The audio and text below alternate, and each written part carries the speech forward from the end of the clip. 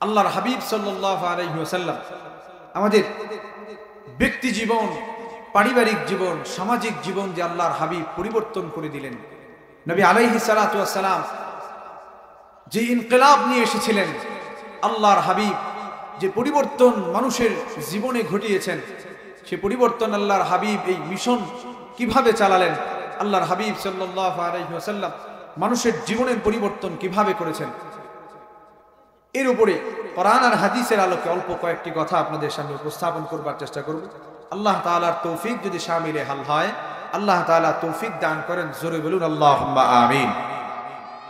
সম্মানিত হাজিরিন, আমরা মানুষ হিসাবে আমাদের জীবনকে যদি আমরা ভাগ করি, তাহলে একটা হচ্ছে আমাদের ব্যক্তি জীবন, একটি হচ্ছে আমাদের পারিবারিক জীবন, আরেকটি হচ্ছে আমাদের সামাজিক জীবন। আল্লাহর হাবিব সাল্লাল্লাহু আলাইহি ওয়াসাল্লাম ব্যক্তি জীবনেও পরিবর্তন ঘটিয়েছেন। অসংখ্য অগণিত হাদিসের মধ্যে পাওয়া যায় নবী আলাইহিস সালাম সে জাহিলি যুগের মানুষ, সেই জামানার সর্বনিকৃষ্ট মানুষগুলোকে আল্লাহর হাবিব সাল্লাল্লাহু আলাইহি ওয়াসাল্লাম এতটা পরিবর্তন ঘটিয়ে দেখিয়েছেন যে আল্লাহর হাবিব সাল্লাল্লাহু আলাইহি ওয়াসাল্লাম সে জামানার মানুষগুলোকে সোনার মানুষে পরিণত করেছেন। জোরে বলুন না সুবহানাল্লাহ। আল্লাহর হাবিব ব্যক্তি জীবনেও পরিবর্তন যেমন ঘটিয়েছেন, পারিবারিক জীবনেও পরিবর্তন ঘটিয়েছেন, নবী আলাইহিস সালাম সামাজিক জীবনেও পরিবর্তন ঘটিয়েছেন। আল্লাহর হাবিব ব্যক্তি জীবনে পরিবর্তন ঘটিয়েছেন সেই মুসলিম শরীফের বর্ণনা 5164 নম্বর হাদিসের বর্ণনায়, ওয়ান উমর ইবনে সালামা রাদিয়াল্লাহু তাআলা আনহু قال আল্লাহর নবীর সাহাবী হযরত উমর ইবনে সালামা রাদিয়াল্লাহু তাআলা আনহু তিনি বর্ণনা করেন, নবী আলাইহিস সালাম ব্যক্তি জীবনের পরিবর্তন ঘটিয়েছেন। তার একটি উদাহরণ শুনুন। হযরত উমর ইবনে সালামা রাদিয়াল্লাহু তাআলা আনহু তিনি বর্ণনা করেন, কুনতু ফি হিজরি রাসূলিল্লাহি সাল্লাল্লাহু আলাইহি ওয়াসাল্লাম, আমি ছোট্ট মানুষ, আমি আল্লাহর হাবিবের কোলে বসা। নবী আলাইহিস সালাতু ওয়াস সালাম কুল পেতে বসে আছেন, আমি আল্লাহর হাবিবের কোলের উপরে বসে গেলাম। দুনিয়ার শ্রেষ্ঠ কুল আল্লাহর হাবিবের কুলের উপরে তিনি বসেছেন। কতটা দামি হয়েছেন এই সাহাবী, আল্লাহর হাবিবের কুলের উপরে তিনি বসতে পেরেছেন। আল্লামা আব্দুল ফাত্তাহ আবু গুদ্দা রাহিমাহুল্লাহ তাআলা তিনি সাফাহাত মিন সাবরিল উলামা আলা শাদাইদিল ইলমি লিতাহসিল এই কিতাবের মধ্যে তিনি বলেছেন যে মা জামা আল্লাহুল খায়রা কুল্লাহু লিআহাদিন ইল্লা লিন-নবী সাল্লাল্লাহু আলাইহি ওয়াসাল্লাম।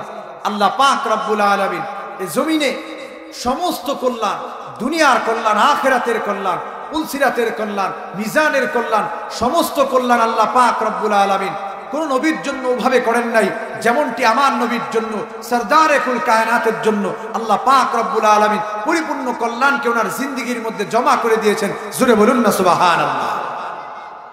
আল্লাহর নবী সাল্লাল্লাহু আলাইহি ওয়াসাল্লাম ব্যক্তি জীবনের পরিবর্তন ঘটালেন। তো তারই বর্ণনা বলছিলাম, উদাহরণ বলছিলাম। হযরত উমর ইবনে সালামা রাদিয়াল্লাহু তাআলা আল্লাহর নবীর কোলের উপরে বসা। হযরত উমর ইবনে সালামা রাদিয়াল্লাহু তাআলা তিনি বর্ণনা করেন, কুনতু ফি হিজরি রাসূলিল্লাহি সাল্লাল্লাহু আলাইহি ওয়াসাল্লাম, আমি আল্লাহর নবীর কোলের উপরে বসা। নবী আলাইহিস সালাতু ওয়াস সালাম আমাকে কোলে নিয়ে বসে আছেন। ওয়া কানাত ইয়াদি তাতিশু ফিস সাহফা, আল্লাহর নবীর সামনে খাবারের প্লেট রাখা।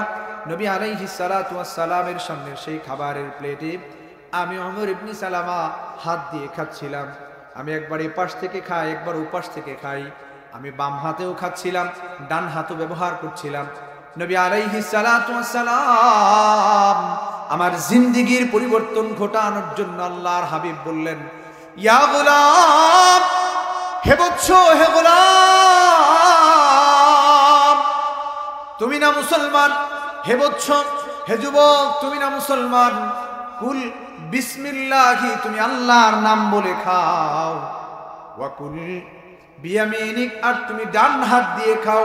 ওয়াকুল মিম্মা ইয়ালি, আর তোমার সামনে যে খাবার আছে সেখান থেকে খাও। আমি প্লেটের এপাশ থেকে ওপাশ থেকে বিভিন্ন জায়গা থেকে খাচ্ছিলাম, বাম হাতও ব্যবহার করছিলাম, ছোট মানুষ আমি। নবী আলাইহিস সালাতু ওয়াস সালাম আমাকে শিখালেন, হে বৎস, তুমি না মুসলমান, তোমাকে তো আল্লাহর নাম নিয়েই খাওয়া শুরু করতে হবে। তুমি ডান হাতে খাবে, এটাই তোমার নবীর সুন্নাহ। তোমার সামনে যে খাবার আছে সেখান থেকেই খাবে, তুমি বিভিন্ন সাইড থেকে খাবে না, এটাই তোমার নবীর সুন্নাহ। জোরে বলুন না সুবহানাল্লাহ। আল্লাহর নবী ব্যক্তি জীবনের পরিবর্তন ঘটিয়েছেন। সুনানে আবু দাউদের বর্ণনা এসেছে, আল্লাহর নবী ঘর থেকে বেরোলেন, ফাআতা সাবিয়ান, আল্লাহর নবীর সামনে এক বাচ্চা আসলো। বাচ্চাটা চুল কাটছে। এই যে এখন আমাদের যুবকরা চুল কাটে, মেসি আর নেইমারের অনুসরণ করে, এদিক দিয়ে একটু আছে, ওদিক দিয়ে একটু আছে, ছোট এদিক দিয়ে ছোট, সামনে বড়, নানান পদ্ধতি করে না? তো আল্লাহর নবীর সামনে যখন আসছে বাচ্চাটা, সুনানে আবু দাউদের বর্ণনায় আসছে যে এই বাচ্চাটার চুল একদিকে ছোট একদিকে বড়।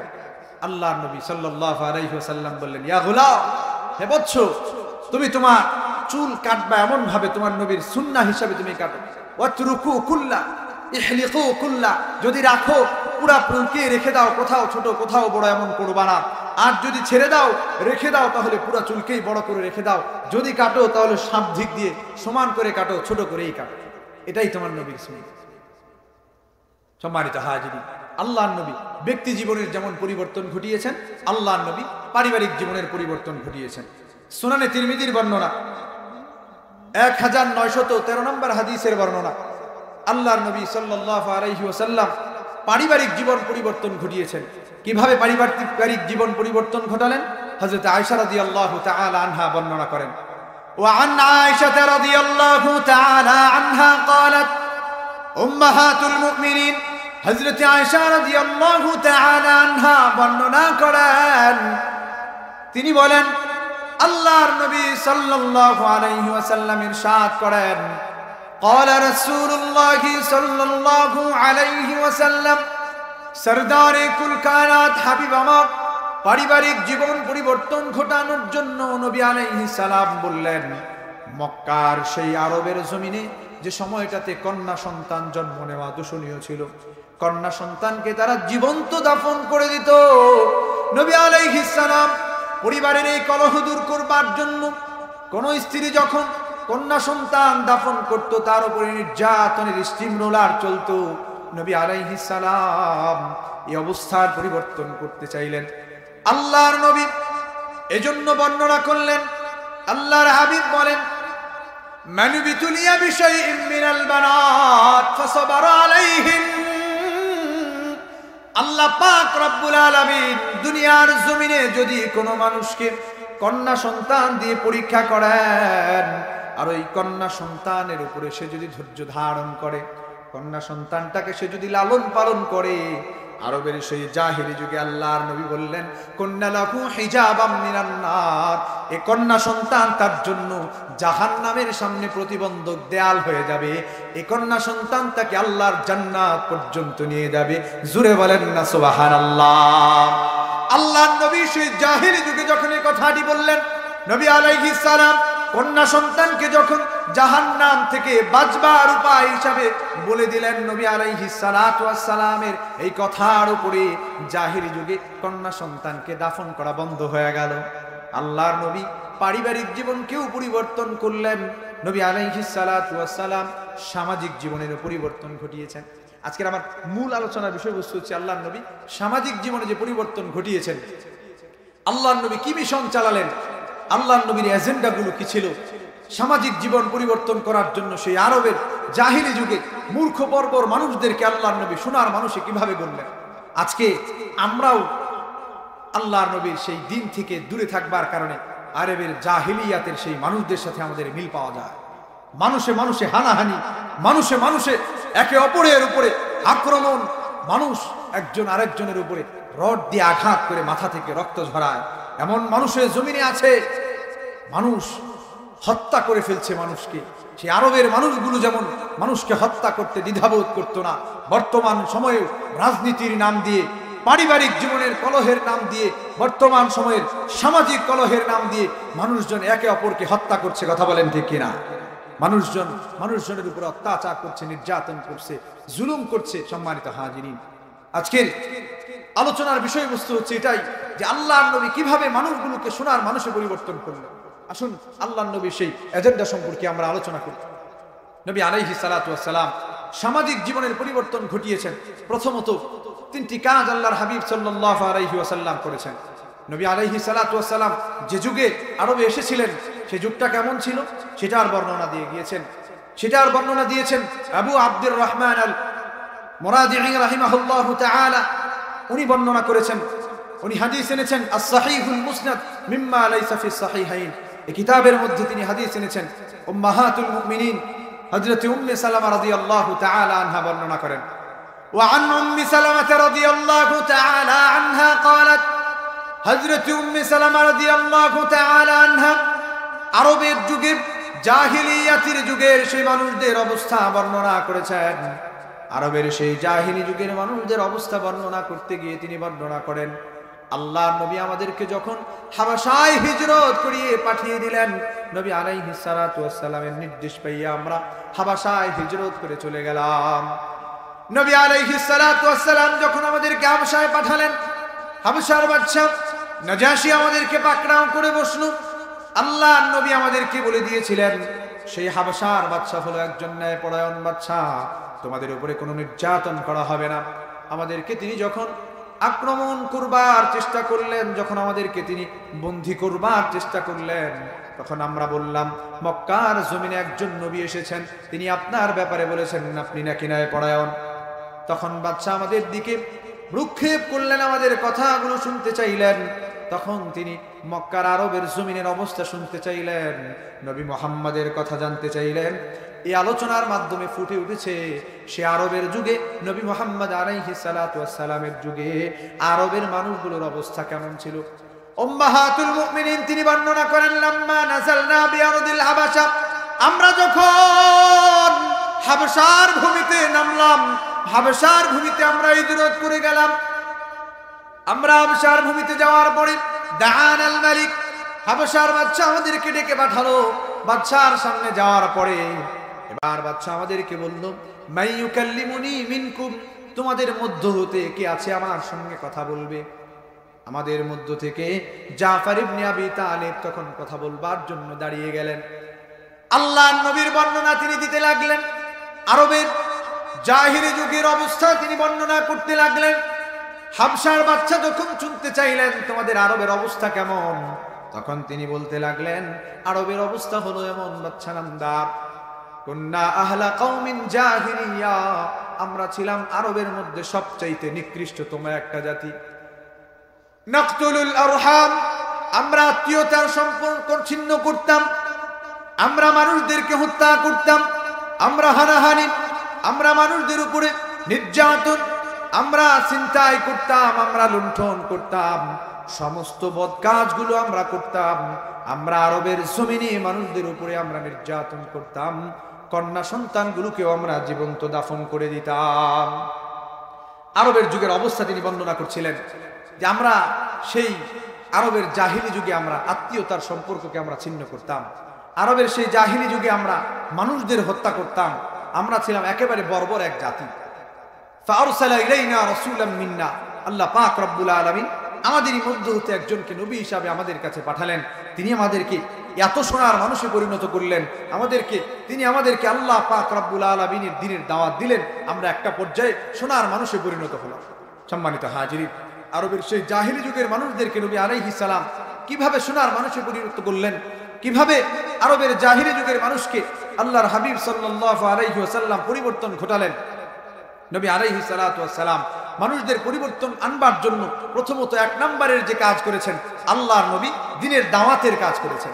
নবী আলাইহিস সালাতু ওয়াস সালাম এক আল্লাহর দাওয়াত আরবের মানুষদের মধ্যে প্রচার করতে লাগলেন, আরবের মানুষদেরকে এক আল্লাহর দাওয়াত দিতে লাগলেন। হযরতে তারিক ইবনে আব্দুল্লাহ আল মুহারিবি রাদিয়াল্লাহু তাআলা তিনি বর্ণনা করেন, সহিহ আত-তারগীব আত-তারহিবের মধ্যে এসেছে আল্লাহর নবী এক আল্লাহর দাওয়াত দেওয়ার জন্য বাজারে বাজারে ঘুরতেন। আল্লাহর নবী এক আল্লাহর দাওয়াত দেওয়ার জন্য বাজারে বাজারে ঘুরতেন, রাস্তায় রাস্তায় দাঁড়িয়ে মানুষদেরকে আল্লাহ পাক রব্বুল আলামিনের দ্বীনের দাওয়াত দিতেন।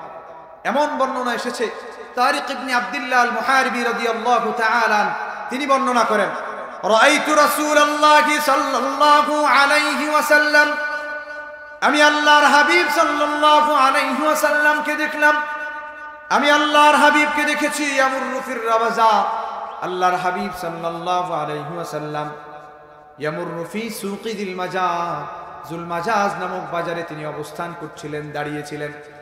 তাফসিরে কুরতুবির মধ্যে এসেছে আল্লাহর নবী সাল্লাল্লাহু আলাইহি ওয়াসাল্লাম জুলমাজাজ নামক বাজারে দাঁড়িয়ে দাঁড়িয়ে মানুষদেরকে দাওয়াত দিচ্ছিলেন।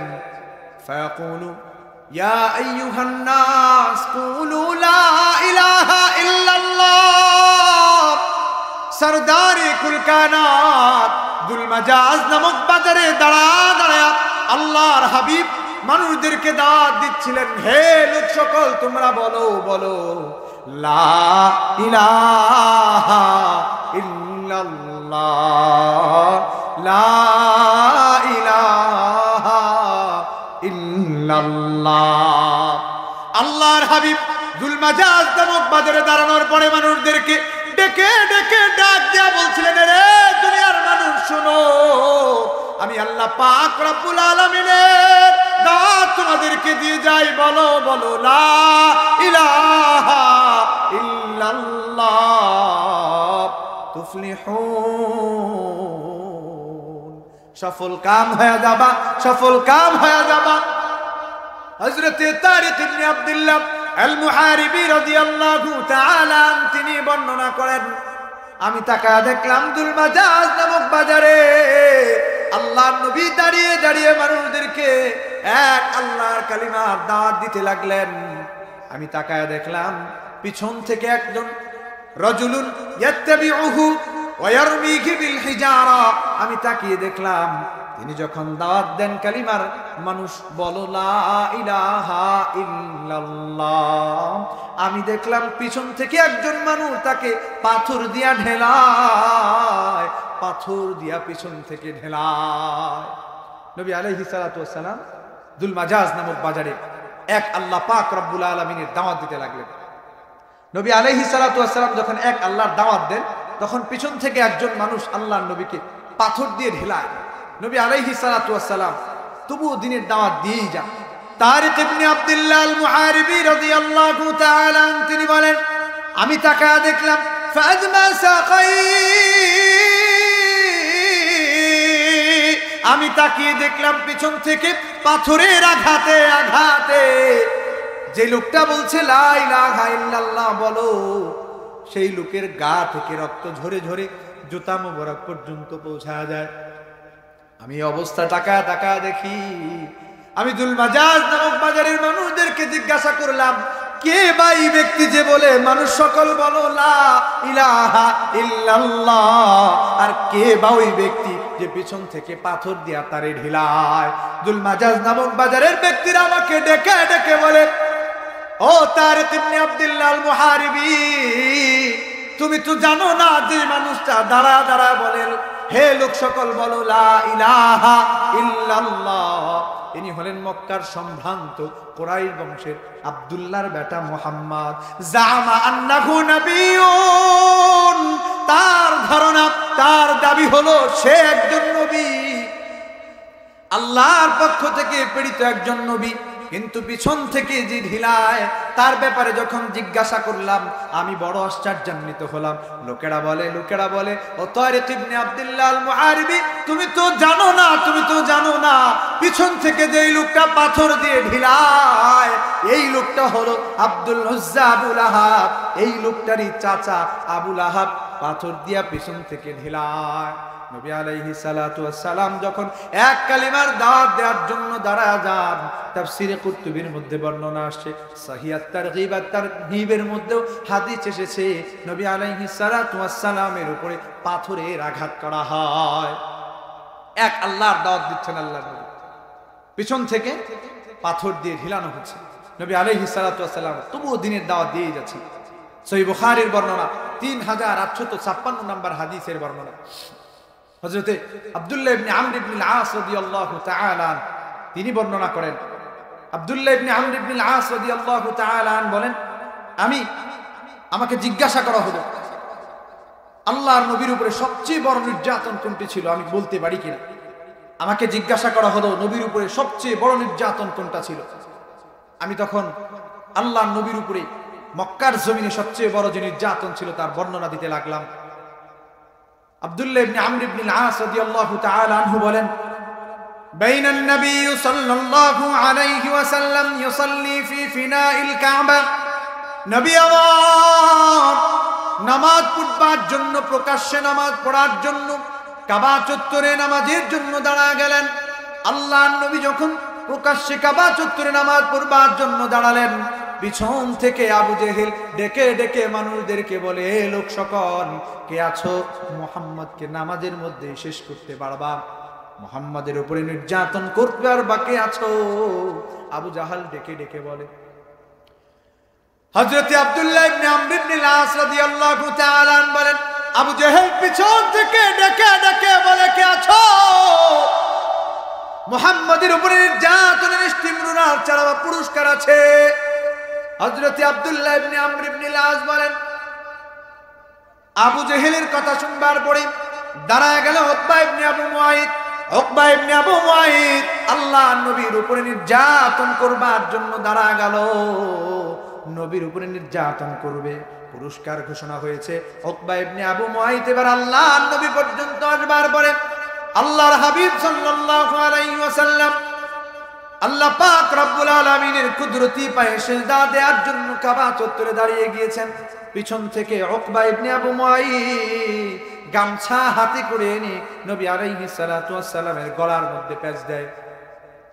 উকবা ইবনে আবু মুআইদ আল্লাহর নবীর গলার মধ্যে এমন জোরে কাপড় দিয়া পেঁচ দেয়, নবী আলাইহিস সালাতু ওয়াস সালাম আর শ্বাস নিতে পারেন না।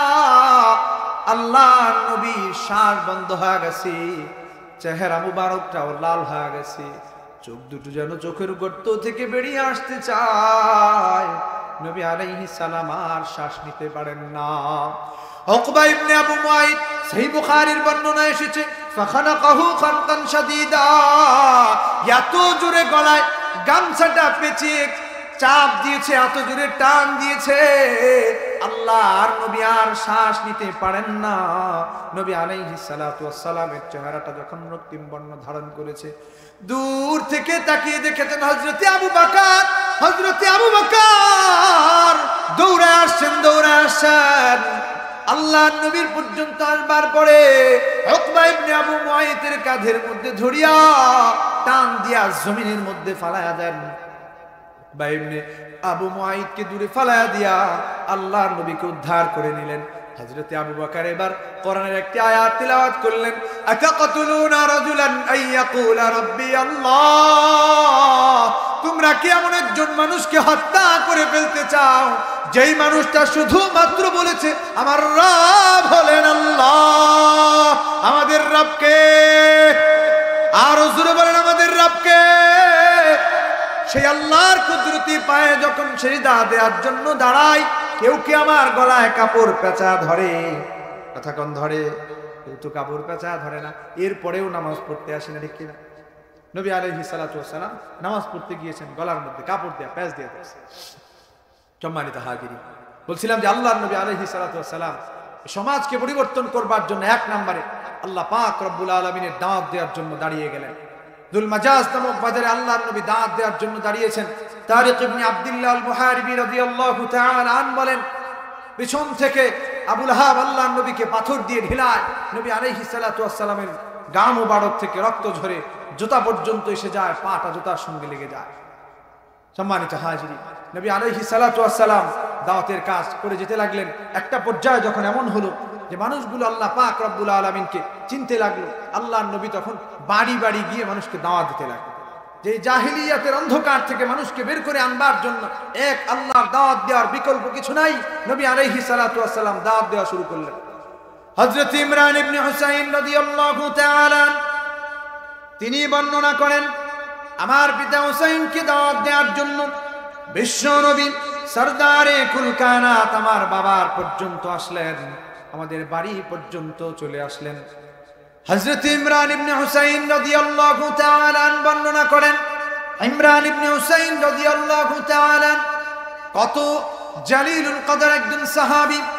সুনানে আবি দাউদের বর্ণনা এসেছে, কুন্না ইন্নাল মালায়েকাতা তুসাল্লিমু আলা ইমরান ইবনে হুসাইন। ইমরান ইবনে হুসাইন এমন একজন দামি সাহাবী, আল্লাহর ফেরেশতারা ইমরান ইবনে হুসাইনকে এসে সালাম দিয়ে যায়। জোরে বলেন না সুবহানাল্লাহ। বর্ণনা এসেছে ওয়াতুসাফিহু, আল্লাহর ফেরেশতারা ইমরান ইবনে হুসাইনের সঙ্গে মুসাফা করে। এমন একজন দামি সাহাবী তিনি বর্ণনা করেন, ইমরান ইবনে হুসাইন বলেন, আল্লাহর নবী আমার বাবা পর্যন্ত আসলেন। আমাদের বাড়িতে আসবার পরে হুসাইন হচ্ছেন ওনার বাবা, ওনার বাবাকে ডেকে বের করলেন। হুসাইনকে ডেকে ডেকে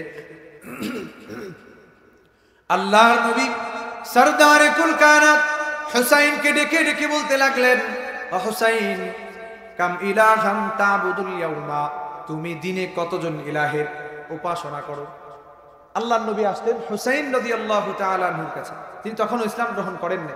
ওনার কাছে আসবার পরে ওনাকে ডেকে ডেকে জিজ্ঞাসা করলেন, ও হুসাইন, তুমি কয়জন ইলাহের উপাসনা করো প্রতিদিন? কাম তা'বুদুল ইয়াউমা ইলাহা, কতজন ইলাহ তোমার আছে? হুসাইন রাদিয়াল্লাহু তাআলা তিনি তখনও ইসলাম গ্রহণ করেন নাই।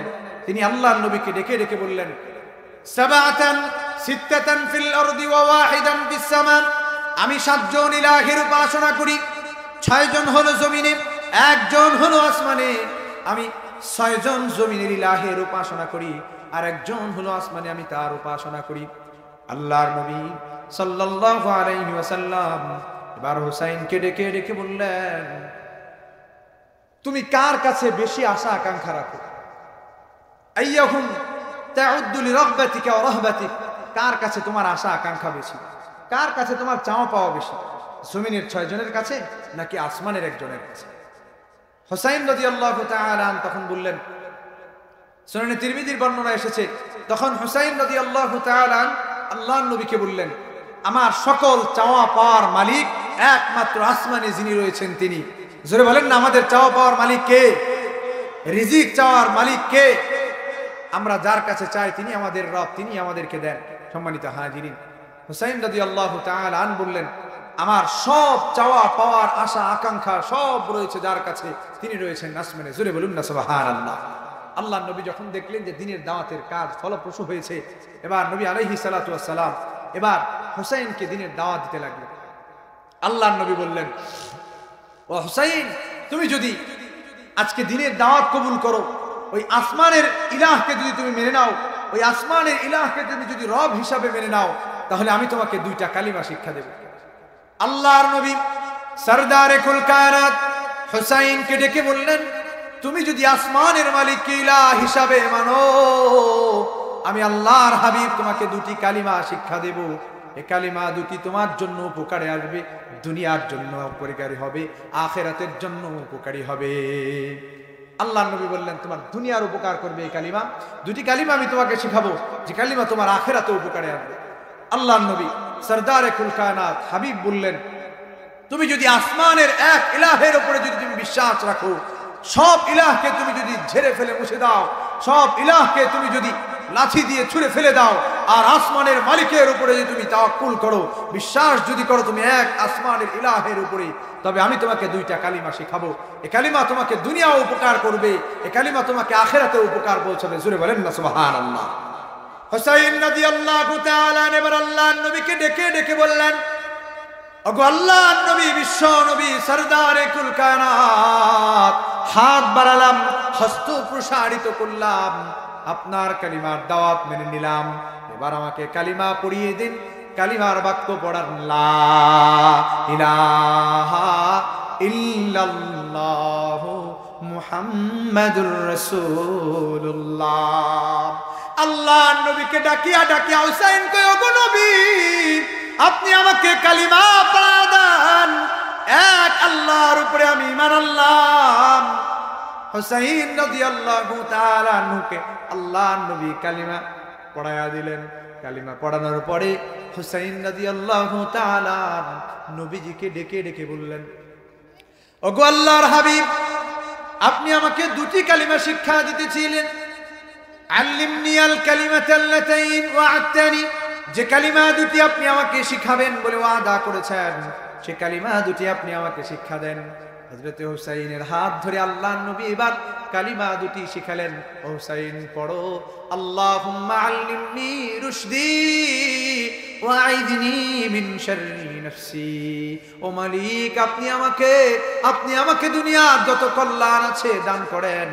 আপনি আমাকে আমার নিজের নফসের অকল্যাণ, আপনি আমাকে আমার নিজের নফসের স্বার্থ থেকে অকল্যাণ। নবী আলাইহিস সালাতু ওয়াস সালাম ইমরান ইবনে হুসাইনকে দুটি কালিমা শিখালেন। ইমরান ইবনে হুসাইন বর্ণনা করেন, আমার বাবা ওই দিনই আল্লাহর নবীর হাতে কালিমা পড়ে দামি মানুষ হয়ে গেল। জোরে কোন সুবহানাল্লাহ। নবী আলাইহিস সালাতু ওয়াস সালাম মানুষের মধ্যে দাওয়াতের কাজ করলেন। এই দাওয়াতের মিশনে আল্লাহর হাবিব সাল্লাল্লাহু আলাইহি ওয়াসাল্লাম যখন ফলপ্রসূ দাওয়াতের কাজ করতে লাগলেন, নবী আলাইহিস সালাতু ওয়াস সালাম এক আল্লাহর দাওয়াত দিয়ে যখন মানুষগুলোকে যখন আল্লাহ পাক রব্বুল আলামিনের উপরে বিশ্বাস স্থাপন করাতে পারলেন, তখন নবী আলাইহিস সালাতু ওয়াস সালাম পরবর্তী এজেন্ডার দিকে গেলেন। এই সমাজটাকে সুস্থ করবার জন্য, ঠিক করবার জন্য নবী আলাইহিস সালাতু ওয়াস সালাম এই সমাজকে সুস্থভাবে পরিচালনা করবার জন্য আল্লাহ নবী এবার সমাজ থেকে বৈষম্য দূর করতে লাগলেন। নবী আলাইহিস সালাতু ওয়াস সালাম 2 নম্বরের যে কাজ করলেন, সমাজ থেকে বৈষম্য দূর করতে লাগলেন। যে আজ থেকে আরবীদের অনারবীর উপরে কোনো শ্রেষ্ঠত্ব নাই, গোলামের উপরে মুনিবের কোনো শ্রেষ্ঠত্ব নাই। নবী আলাইহিস সালাতু ওয়াস সালাম এক এক করে সমাজ থেকে শত বৈষম্যগুলো এক এক করে আল্লাহর নবী দূর করতে লাগলেন। ফাতহে মক্কার দিন আল্লাহর নবী সাল্লাল্লাহু আলাইহি ওয়াসাল্লাম যে ভাষণ দিয়েছিলেন, সেটার বর্ণনা এসেছে আল্লাহর নবীর সাহাবী আব্দুল্লাহ ইবনে উমর রাদিয়াল্লাহু তাআলা তিনি বর্ণনা করেছেন। সুনানে তিরমিজির বর্ণনা 3270 নম্বর হাদিসের বর্ণনা এসেছে। হযরত আব্দুল্লাহ ইবনে উমর রাদিয়াল্লাহু তাআলা তিনি বর্ণনা করেন, আন্না রাসূলুল্লাহ সাল্লাল্লাহু আলাইহি ওয়াসাল্লাম খাতবা ইয়াউমা ফাতহি মক্কা। ফাতহে মক্কার দিন আল্লাহর হাবিব মক্কা বিজয়ের দিন দাঁড়ালেন আর মানুষদের সামনে সেদিন ঘোষণা করতে লাগলেন। নবী আলাইহিস সালাতু ওয়াস সালাম এক ভাষণ দিলেন। আল্লাহর নবী সেদিন ভাষণ দিয়ে বলতে লাগলেন সমাজ থেকে বৈষম্য আল্লাহর নবী কিভাবে দূর করেছেন। নবী আলাইহিস সালাতু ওয়াস সালাম দাঁড়ালেন, ভাষণ দিতে লাগলেন, ইয়া আইয়ুহান নাস, হে লোক সকল, দুনিয়ার মানুষ শোনো। আল্লাহর নবী দাঁড়া গেলেন। নবী আলাইহিস সালাতু ওয়াস সালাম ভাষণ দিতে লাগলেন। আল্লাহর নবী এবার দুনিয়ার মানুষগুলোকে ডেকে ডেকে বলতে লাগলেন, ইন্নাল্লাহা ক্বাদ আযহাবা আনকুম হুব্বিয়াতাল জাহিলিয়া। আল্লাহ পাক রব্বুল আলামিন তোমাদের থেকে জাহিলিয়াতের যুগের সমস্ত ভ্রষ্টতা, জাহিলিয়াতের সমস্ত ভণ্ডামি আল্লাহ পাক রব্বুল আলামিন তোমাদের থেকে জাহিলিয়াতের সমস্ত অপকর্মগুলোকে তোমাদের থেকে অপসারণ করেছেন। আল্লাহ তোমাদেরকে একটা সুস্থ জিন্দেগি দিয়েছেন। আল্লাহ পাক রব্বুল আলামিন তোমাদেরকে এক সুষ্ঠু মানুষ পরিচালিত করবার জন্য আল্লাহ পাক রব্বুল আলামিন তোমাদের থেকে ওয়া তাআযুমা আবাইহা, আল্লাহ তাআলা তোমাদের থেকে তোমাদের বাপ দাদাদের বড়াই আর গর্ব আল্লাহ তাআলা তোমাদের থেকে দূর করে দিয়েছেন। বাপ দাদার বড়াই আজ থেকে আর করা যাবে না। বাপ দাদার বড়াই আজ থেকে আর করা যাবে না। টাকা পয়সার বড়াই আজ থেকে আর করা যাবে না। নবী আলাইহিস সালাতু ওয়াস সালাম দাঁড়ালেন, ভাষণ দিতে লাগলেন। বর্তমান সময়েও চেয়ারম্যানের পোলায় অপরাধ করলে সেটা অপরাধ হয় না, কথা ঠিক কিনা? ধনী মানুষের পোলায় অপরাধ করলে ওটা কোনো অপরাধ হয় না। গরিবের পোলায় অপরাধ করলে সেটার বিচার সমাজের মধ্যে সমাজপতিরা বসে বসে একেবারে টাটকা বিচার করে, কথা ঠিক কিনা? সম্মানিত হাজির, চেয়ারম্যানের পোলার ক্ষমতা আছে, এই জন্য চেয়ারম্যানের পোলার ঠিক মতো বিচার হয়। আল্লাহর হাবিব বললেন, আজ থেকে বাপ দাদার বড়াই আর চলবে না। আব্দুল্লাহ ইবনে উমর রাদিয়াল্লাহু তাআলা আনহু বলেন, ফাতহে মক্কার দিন নবী আলাইহিস সালাম দাঁড়ালেন, ভাষণ দিলেন, বাপ দাদার বড়াই আজ থেকে আর চলবে না, আর চলবে না। নবী আলাইহিস সালাতু ওয়াস সালাম বলতে লাগলেন, ফান্নাসু রাজুলান, আজ থেকে মানুষ দুটা শ্রেণীতে বিভক্ত হবে। আজ থেকে মানুষের টাকা আছে কিনা, সম্পদ আছে কিনা, বংশের বড়াই গৌরব কিচ্ছু চলবে না। আজ থেকে মানুষ দুটা শ্রেণীতে বিভক্ত হয়ে যাবে। আল্লাহর নবী বৈষম্য দূর করার জন্য ঘোষণা করলেন, মানুষের দুটা শ্রেণী হবে, এর বাইরে আর কোন শ্রেণী হবে না। আল্লাহর নবী বললেন, আন্নাসু রাজুলান, মানুষদের দুটি শ্রেণী হবে আজ থেকে। এক শ্রেণীর মানুষ রাজুলুন তাকিয়ুন কারীমুন আলাল্লাহ, এক শ্রেণীর মানুষ হলো আল্লাহ পাক রব্বুল আলামিনের কাছে দামি, আল্লাহ ভীতি যাদের অন্তরে আছে। রাজুলুন তাকিয়ুন বাররুন কারীমুন আলাল্লাহ, আল্লাহ পাক রব্বুল আলামিনকে পছন্দ করে, আল্লাহকে ভালোবাসে, আল্লাহর কাজ করে, ভয় করে আল্লাহকে, এমন মানুষগুলো এই একটা শ্রেণী, যেই শ্রেণীটাকে আল্লাহ পাক রব্বুল আলামিন ভালোবাসবেন, যে শ্রেণীটাকে আল্লাহ পাক রব্বুল আলামিন জান্নাতের মেহমান বানাবেন। একদল হবে জান্নাতি, ওয়ারাজুলুন বাররুন ওয়ারাজুলুন ফাজিরুন হাইয়ুন লাইয়ুন আলাল্লাহ। আরেক দল হলো যারা আল্লাহ পাক রব্বুল আলামিনের কাছে হীন, তুচ্ছ, আল্লাহর কাছে নিকৃষ্ট, যারা হবে জাহান্নামী। এই দুই শ্রেণীর বাইরে আর কোনো শ্রেণী থাকবে না। আজ থেকে আরবের কোনো মানুষ, লা ফাদলা লিআরাবিয়্যিন আলা আ'জামিয়্যিন, আজ থেকে কোনো আরবের মানুষ কোন অনারবির উপরে শ্রেষ্ঠত্ব দেখাতে পারবে না। আজ থেকে কোনো মুনিব কোনো গোলামের উপরেও শ্রেষ্ঠত্ব দেখাবে না। আজ থেকে কোনো মানুষ কোনো সাধারণ মানুষের উপরে নির্যাতন করতে পারবে না। আমি নবী ঘোষণা করলাম মানুষগুলো দুটো শ্রেণীতে চলে আসবে। নবী আলাইহিস সালাম বললেন যে আজ থেকে মানুষ দুইটা শ্রেণী, মানুষের এর বাইরে আর কোনো শ্রেণী নাই। কে মুনিব, কে গোলাম, কে আরবের সম্ভ্রান্ত পরিবারের, কে নিম্ন পরিবারের, এটা দেখার কোনো সুযোগ নাই। আজ থেকে মানুষ দুটি শ্রেণীতে বিভক্ত হয়ে যাবে। এক শ্রেণী বাররুন তাকিয়ুন কারীমুন আলাল্লাহ, আল্লাহর কাছে দামি, ওরা হবে জান্নাতি। আরেক দল আল্লাহর কাছে তুচ্ছ, নিকৃষ্ট, ওরা হলো জাহান্নামী। আল্লাহর হাবিব সাল্লাল্লাহু আলাইহি ওয়াসাল্লাম এরপরে বললেন, ইয়া ইবনা আদম, হে বনু আদম, তোমাদেরকে তো আল্লাহ পাক রব্বুল আলামিন এক মানুষ থেকে সৃষ্টি করেছেন। আন্নাসু বানু আদম, আল্লাহ পাক রব্বুল আলামিন এক আদম থেকে পুরো গোটা মানব জাতিকে সৃষ্টি করেছেন। আল্লাহ তাআলা আদম থেকে মানুষকে বানালেন, ওয়া আদামা মিন তুরাব, আর আল্লাহ তাআলা আদমকে বানিয়েছেন মাটি থেকে। আর মাটির স্বভাব হলো নিম্নগামী হওয়া, মাটির স্বভাব হলো নমনীয় হওয়া। সুতরাং মাটির মানুষ একজন আরেকজনের উপরে নির্যাতন করতে পারে না। কথা বলেন ঠিক কিনা? সম্মানিত হাজিরিন, নবী আলাইহিস সালাতু ওয়াস সালাম বলেন আজ থেকে মানুষ কেউ কারো উপরে কোনো নির্যাতন করতে পারবে না। আজ থেকে কোনো মুনিবের, কোনো গোলামের উপরে কোনো শ্রেষ্ঠত্ব নাই, কোনো আরবের মানুষের অনারবের উপরে কোনো শ্রেষ্ঠত্ব নাই। আজ থেকে কোনো হাবশার মানুষের উপরে মক্কার মানুষের কোনো শ্রেষ্ঠত্ব থাকবে না। সম্মানিত হাজিরিন, নবী আলাইহিস সালাতু ওয়াস সালাম এরপরে তিলাওয়াত করলেন, ইয়া আইয়ুহান নাস ইন্না খালাকনাকুম মিন যাকারি ওয়া উনসা ওয়া জাআলনাকুম শুউবান ওয়া ক্বাবাইলা লিতাআরাফু। আমি আল্লাহ পাক রব্বুল আলামিন তোমাদেরকে এক মানুষ থেকে বানিয়েছি, এক মানুষ থেকে আমি আল্লাহ তাআলা তোমাকে বানিয়েছি, বানিয়েছি, তোমাদেরকে বিভিন্ন গোত্রে দিয়েছি, বিভিন্ন ভাষা আমি তোমাদেরকে দিয়েছি। কিন্তু আমি আল্লাহর কাছে, মনে রাখবা আমি আল্লাহর কাছে দামি হলো ওই মানুষ, ইন্না কারামাকুম ইনদাল্লাহি আতকাকুম, আমি আল্লাহ পাক রব্বুল আলামিনের কাছে দামি মানুষ দুনিয়ার জমিনে হলো ওই ব্যক্তি যে ব্যক্তিটা আল্লাহ পাক রব্বুল আলামিন বলেন আমি আল্লাহর তাকওয়া নিয়ে চলে, আমার আদালতে যেই বান্দাটা বড়, যেই বান্দাটা আমি আল্লাহর নজরে বড়, যেই বান্দার ভিতরে আমি আল্লাহর ভয় আছে, ওই বান্দাটাই আমি আল্লাহর কাছে দামি। জোরে কোন সুবহানাল্লাহ। নবী আলাইহিস সালাতু ওয়াস সালাম সমাজকে পরিবর্তন করবার জন্য বৈষম্য দূর করতে লাগলেন। কিভাবে আল্লাহর নবী বৈষম্য দূর করলেন? নবী আলাইহিস সালাতু ওয়াস সালাম বলে দিলেন আজ থেকে কোনো মুনিবের, কোনো গোলামের উপরে কোনো শ্রেষ্ঠত্ব নাই। নবী আলাইহিস সালাতু ওয়াস সালাম এই যে বর্ণনা, এই ভাষণ দিলেন, এই ভাষণের পরে সব বৈষম্য দূর হয়ে গেল।